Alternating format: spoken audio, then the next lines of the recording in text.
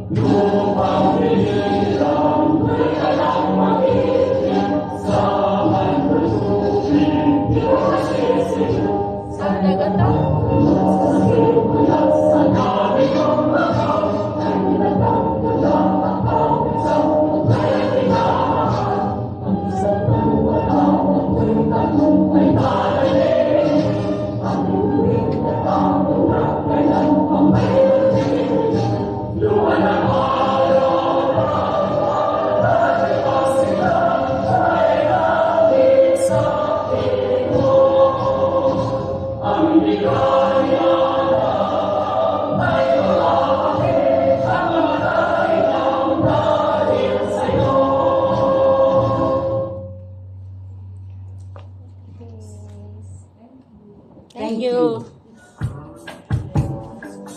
Now we would like to have our welcome address by the Philippine team, President 2025, Ms. Zenaida S. Genera.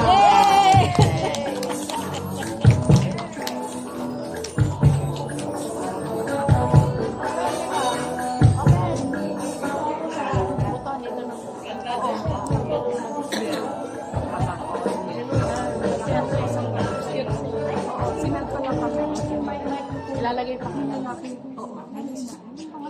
Si ano? Ako siya Okay.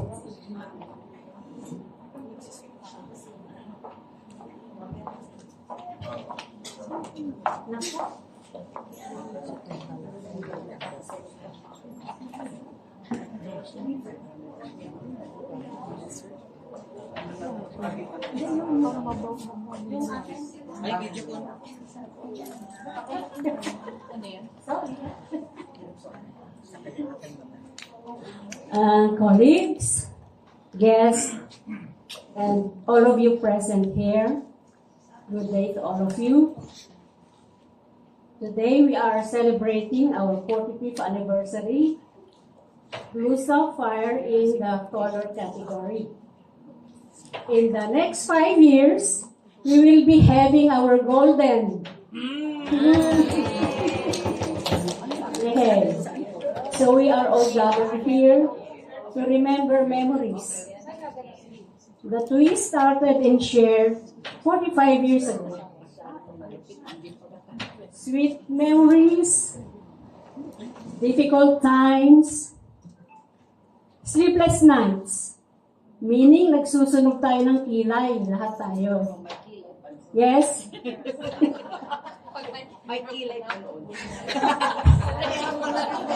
We have surpassed these long years successfully and patiently. In this time of modern technology, it makes life easy, right? But it helps in reconnecting each other. It's one of us wherever we are around the world. It's just one call away. So if you want to call somebody, just ring and you can go anywhere around the world, right? But it's not all about technology. It's not all about technology. It is about the need to reconnect, to physically see each other, right? Yes. After we parted ways long time ago. So how we look now? So you can see. Excellent. Yeah. Physical changes happen. but our minds are still active, intact, and alert, right? Yes. We have pure joy in seeing faces of batchmates we have not seen for years. There will be lots of kamustahan, chikahan, and maritesan. So, Marites, Mare, ano ang latest? So, ano ang ganap? So, just, we have observed from day one until now, lots of picture taking, picture there, picture here. So, our time are consumed in picture taking. So, we're going back to our younger years. It's one of us have followed different paths all over the years. There have been ups and downs, sadness, joy, but we celebrated happiness in our own individual lives. Amen. We have undergone failures, but then we are all here today to celebrate our success. We are all successful, yes? Salamat sa ating lahat na narito sa okasyong ito. Our heartfelt thanks to everyone's effort and sacrifices, physically and financially, to another milestone in our lives, 45 years and counting. Agree? Yes. We should reach our golden. Yes. To those batchmates who could not be here today due to various circumstances, we will see you next time. Promise. This will be posted in Facebook so they can read it. So next time they will come and attend. Yeah. Let us also remember our batchmates who passed away so soon. Our prayers to them. We, the Philippine organizing team, is very grateful to all of you for coming and make this event a success. We have reached this point that after many years, we are still together celebrating this event. We should continue to communicate with each other as long as we can and as long as we are able to do so. We can still walk nicely. Climb mountain, climb hills.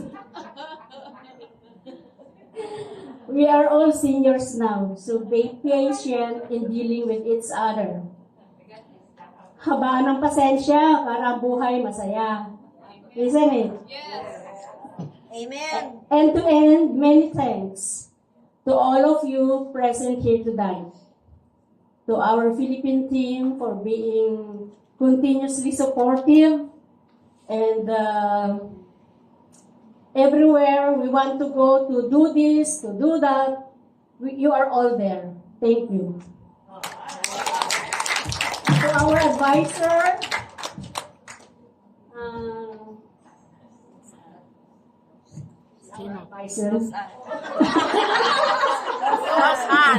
Roseanne, Miss Roseanne, Yeah. for continuously supporting us. If we have problem, we just call her and she will give us the advice. So that's very important in every organization.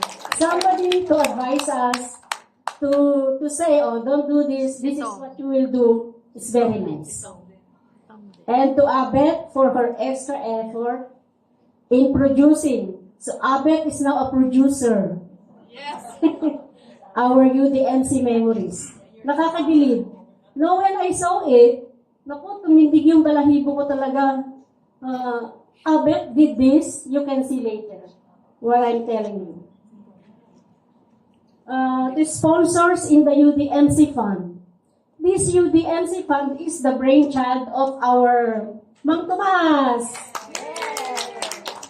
The aim of this fund is to help classmates who cannot attend, supposed to be.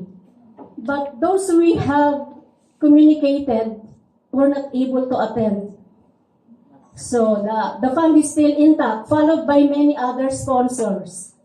And the treasurers will tell us the amount now what we have in our UDNC fund. At sa lahat, para sa walang mamiss ako, all of you, thank you. Nang dahil sa inyo, because of you, naging matagumpay ang pagtitipong ito. So, well,